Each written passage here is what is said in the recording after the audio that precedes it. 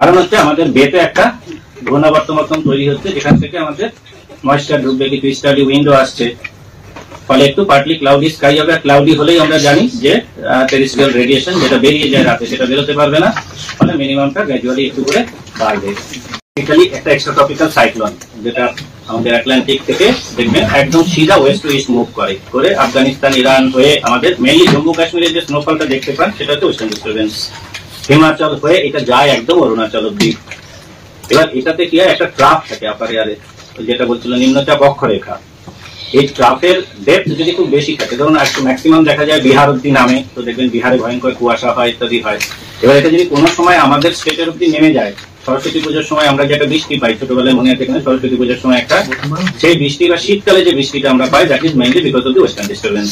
আমাদের এখানে কোনো দিনই কোনো ফিক্সড টেম্পারেচার 5 থেকে 7 দিনের বেশি পারসিস্ট করে না। মিনিমাম টেম্পারেচার এরকম না যে 15 ডিগ্রি করে 15 দিন ধরে চলবে, হবে না। তার কারণ আমাদের winter is sandwiched between western disturbance on the top and system in the Bay. বেতে কোনো সিস্টেম তৈরি হলে ঠান্ডা কমবে, ডাব্লিউডি আসলে ঠান্ডা কমবে, এই দুটো কোনো না কোনো একটা 5-7 দিনের মধ্যে একটা আসে। ফলে টানা যে একদম 1 মাস ধরে 15 ডিগ্রি, এটা কোনোদিনই আমাদের এখানে হয় না, হবেও না। ফলে ওটা কোইন্সিডেন্সটা ডিপেন্ড করে। আগে যদি গরম হতো, অনেক সময় দেখা গেছে সেবার ক্রিসমাস ঠান্ডা, ক্রিসমাসের আগে ঠান্ডা পাচ্ছেন, সেই জন্য ক্রিসমাস কম্পারেটিভলি একটু কম ঠান্ডা, গরম বলা যাবে না, কম ঠান্ডা। মানে আজকে 15 যদি হয়, ক্রিসমাসে we are expecting at least 17। 22-এর পর থেকে গ্র্যাজুয়ালি টেম্পারেচার মিনিমাম ম্যাক্সিমাম দুটোই কিন্তু একটু বাড়বে। মেইনলি যেটা হচ্ছে প্রচুর ময়েশ্চার আমাদের এখানে ঢুকবে, ঠিক আছে। ফলে এই ময়েশ্চার থাকার জন্য কিন্তু গ্র্যাজুয়ালি টেম্পারেচার শুধু বাড়বে না, পার্টলি ক্লাউডিও হবে, মেঘলা আকাশ হবে। ক্রিসমাস ঠান্ডা হওয়ার চান্স কম, মানে এখন যা আছে এর থেকে ক্রিসমাসে বেশি থাকবে। 31 অত অনেক দূরে হয়ে যাবে। আর পরে আসবেন গত বছর মিনিমাম 17-তে পৌঁছে যেতে পারে ক্রিসমাস। নমস্কার সম্মানিত দর্শকবৃন্দ, আপনাদেরকে ঠিক যেরকমটা জানিয়েছিলাম, আবহাওয়া দপ্তর কিন্তু আজকে জানালো যে একটি বর্তমানে ঘূর্ণাবর্ত সৃষ্টি হয়েছে এবং সেই ঘূর্ণাবর্তটি পরবর্তী সময়ে নিম্নচাপ, অতিগভীর নিম্নচাপ বা ঘূর্ণিঝড়ের রূপে পরিণত হয় কিনা তার আপডেট কিন্তু সময়ই বলবে। তবে বর্তমানে যদি আমরা জিএফএস মডেলে আগাম যদি দেখি যে একটা সমুদ্রে কিন্তু সিস্টেম তৈরি হচ্ছে এবং যেটার লাস্ট আপডেট আমরা 29 তারিখ পর্যন্ত দেখতে পাচ্ছি আজকের দিনে দাঁড়িয়ে। বাকি দিনগুলোতে দেখা যাবে না, কারণ লাস্ট 10 দিনেরই আপডেট দেখা যায়। তো যত সামনের দিকে আমরা যাব তত আরও পরিষ্কার হবে আপডেটগুলো। তো আমরা যদি 29 তারিখ নাগাদ একটা দেখি, এখানে একটা কিন্তু বঙ্গোপসাগরে এখানে একটা সিস্টেম তৈরি হয়েছে এবং যার গতিবেগ দেখতে পাচ্ছেন 70 কিলোমিটার 80 কিলোমিটার প্রতি ঘন্টায় একটা সিস্টেম কিন্তু তৈরি হয়েছে।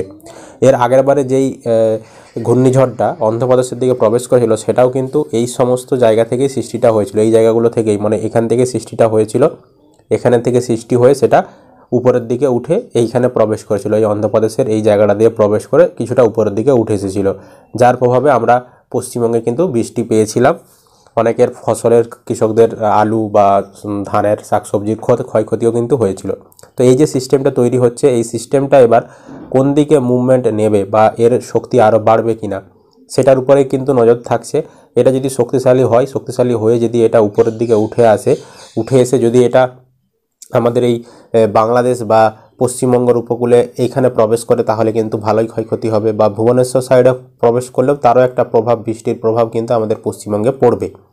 আর বর্তমানে যদি আমরা আপডেট দেখি, আজকে আপনার 20 তারিখে কিন্তু আপাতত মেঘলা আকাশ কিছু কিছু জায়গায় দেখা যাচ্ছে, যেরকমটা বলেছিল আবহাওয়া দপ্তর। তবে 22 তারিখ থেকে মেঘলা আকাশটা বেশি হবে সেরকমটা কিন্তু জানিয়েছে। আজকে প্রধানত শুষ্ক আবহাওয়ায় রয়েছে, তাপমাত্রা একই রয়েছে, তবে 22 তারিখের পর থেকে তাপমাত্রা কিন্তু কিছুটা বেড়ে যাবে। মানে এখন যেরকম তাপমাত্রা নেমে গেছে সেই তাপমাত্রাটা কিন্তু কিছুটা বেড়ে যাবে, মানে খ্রিস্টমাস ওই সময়টাই কিন্তু তাপমাত্রা একটু বেড়ে যাবে, এখন যেরকম রয়েছে তার থেকে বেড়ে যাবে। কারণ ওই যে বললাম ঘূর্ণাবর্ত সৃষ্টি হয়েছে, আমাদের এই সমুদ্র থেকে মেঘ প্রবেশ করছে, উত্তরবঙ্গের দিকে যাচ্ছে, দক্ষিণবঙ্গের দিকে ঢুকে উত্তরবঙ্গের দিকে যাচ্ছে, সেই কারণে কিন্তু 22 তারিখের পর থেকে মেঘলা আকাশ থাকবে কিছু কিছু জায়গায় এবং বৃষ্টিপাতের সেরকম এখনও সম্ভাবনা নেই। তবে এই যেটা পরবর্তী একটি ঘূর্ণাবর্ত সৃষ্টি হচ্ছে বা সেটি যদি ঘূর্ণিঝড়ে পরিণত হয়, যেটা সাগরে সৃষ্টি হচ্ছে, সেটার প্রভাবে কিন্তু পরবর্তী সময়ে কি হবে সেটা কিন্তু কিছু সময় বাদেই আমরা জানতে পারবো, বা